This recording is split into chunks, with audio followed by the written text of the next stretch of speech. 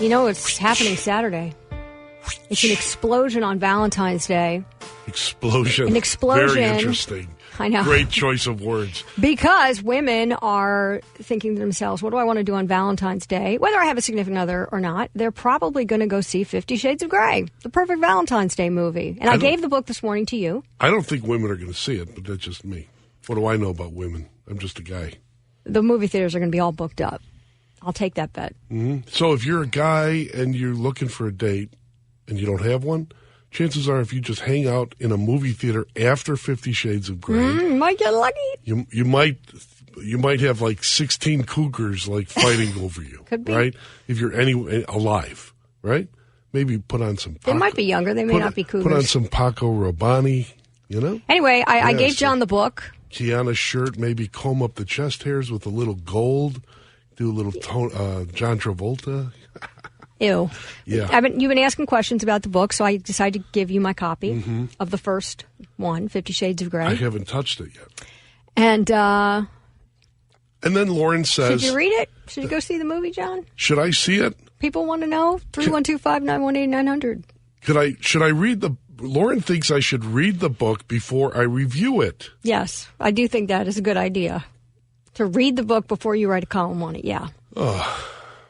Really? Now, it's not some great literary work. It's not. Everyone knows that. It's not a well-written book. It's the story that intrigues everybody and the erotica that intrigues everybody. Well, tell us... Okay. I have my own views, which I shall make public in a day or two, but I'd like to know yours. Tell us why I should read this book. Here's why you should read this book. Because I told you to. It's a writing column on it. If I don't, you're 50 Shades of Grey right? is a story about this, young student who's very innocent, and she meets the very handsome, brilliant Christian Grey. Her name is Anastasia. She meets very handsome, brilliant, rich so her name Christian is Grey. Anastasia, and she meets and Christian his name Grey. is Christian. Yes. Okay, and she goes to replace a friend of hers who can't go to do an interview on the Big Entrepreneur, and all of a sudden it's sort of this sexual attraction, love at first sight. We don't know between the two. So the book weaves in and out of the tale of a love story, soap opera, with the combination of erotica and a little S&M, maybe a lot of S&M, and the whole sexy details. I don't know what's sexy about that. Now, when hitting women, I don't get it. When I first covered this right after it came out and women were reading it everywhere, they were having book parties and celebrating it. And all the women I interviewed, the reason they loved the book so much was there was three different reasons. First of all, they loved the love story and the whole idea you could change somebody throughout. There's 3 books. Because we argue that issue, can you change someone? What do you mean by change? Change what? You change a person. From being the little Anastasia innocent girl to someone who likes to get handcuffed and spanked during sex? That's one of the elements. But another part of it is changing them in terms of the things that torment them since childhood, that make them shy or make them controlling or make them whatever they are, sort of to change them to see love in a different way. I don't want to give it away for everybody if you haven't read it or the movie. But we always talk about how you meet someone and can you change them, right? You date someone, you want to change them. They have certain patterns of habit. We always say you can't change a person. Right. Well, this is the story, the opposite of that. The idea that you can change someone. 2, it unleashes what women told me when I interviewed them, their sort of inner sexuality, that they're conventional or conservative and they want to explore the sexual world, but they've always been afraid to talk about it. It gave them a forum to talk about it and not be embarrassed. Okay. That was one of the things. And I thought it was a fun read. That's why, and when I read it, I didn't know that there was 3 books, so I was so intrigued by it I was upset that I didn't know there were the other books, that I wanted to read the next one and the next one. So to find out what happened in the story. Yeah, I couldn't put it down. 3. I was like everybody else out there. I wanted to continue to read the smut. I find out what saw happened. the Saturday Night Live, one of the few times I've seen it, Saturday Night Live, where they had the 50 Shades of Grey bit where mommy has the book and then the kids trying to wake, Mommy, we made breakfast for you. Right.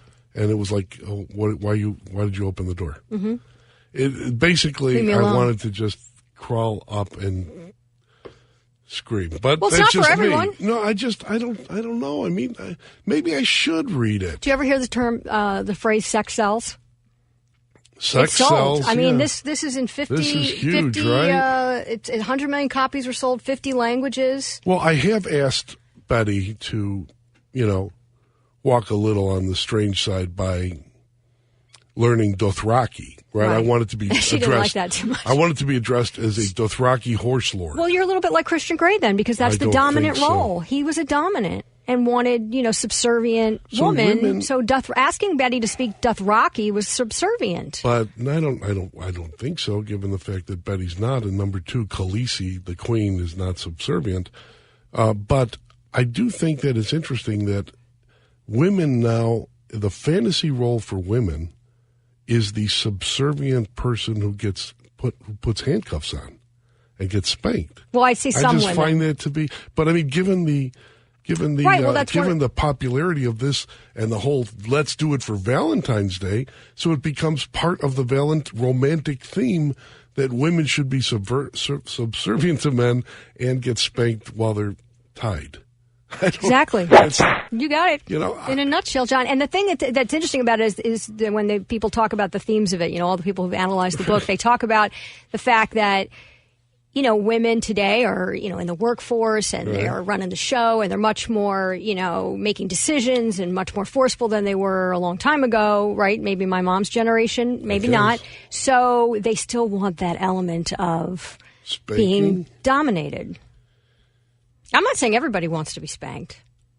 I don't want to be spanked. I don't want to spank anybody. That's good to know. I don't. I don't understand. To me, it's kind of little, I don't know. It's a little, let's put it this way. I think it's disrespectful to women. The book. The idea.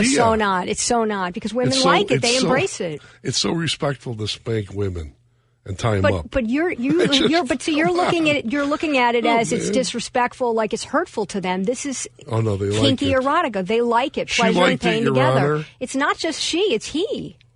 You're assuming that it's just she's that like it. It's men like it too. Men like to get tied up and spanked? Well, I guess in their world, yeah. Mike from Indiana. Not my world.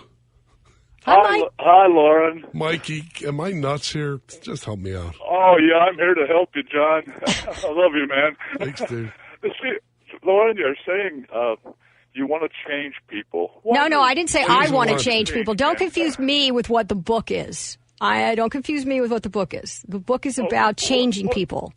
Okay, the book is about changing people. Right. Okay, I'm sorry. Because when you're with somebody, why change them?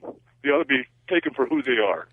Right, I don't disagree with you, but my point is the reason that one of the reasons the book is so popular among women is because many women have this notion that when they meet a guy, and maybe he's not the right guy for them, they want to change him, especially if he rejects them, right? I stand corrected. So, Mike, thanks, man. It's not a very complicated book, people. It's kind of up there with the Harlequin romance. I don't think so. I think we've gone beyond Harlequin romance was Fabio, I can't believe it's butter, with a shirt on that kind of is ripped.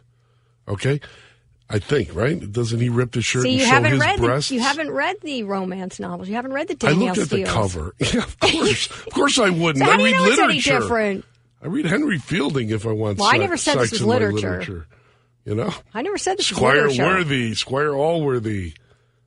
I never said it was a literature. You know what the sexiest scene in books to me? The books is Tom Jones having oyster dinner with Mrs. Waters. That is sexy. Hey, Donna. Good morning. Welcome to the show. Donna. Hi, this is Donna. How are you? Hi, Donna. Hi, good. Listen, this is so funny that this is the first time I'm calling and it's this subject. It's a crack up. You have to read the whole book, John, because it's not just about women getting spanked.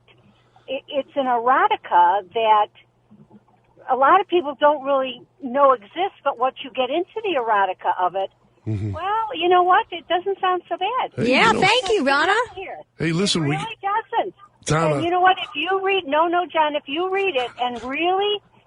first of all, I think the writing is terrible. It's well, that's a good reason. Story. and you listen, read the whole thing and then let me know what you think. I'll tell you. Let your wife read it. Thanks, Donna. That's awesome. I'll leave with this from 312, a text. Reason why not to read it. Picture your mom spanking your dad handcuffed. Okay? I'm not going to picture it. I'm not reading it. And that's all there's to it. You're missing it. You don't get it. Thank you, Donna. I'm with you. Okay, talk to you later. Bye. See ya. He's a lost cause when it comes to 50 Shades of Grey.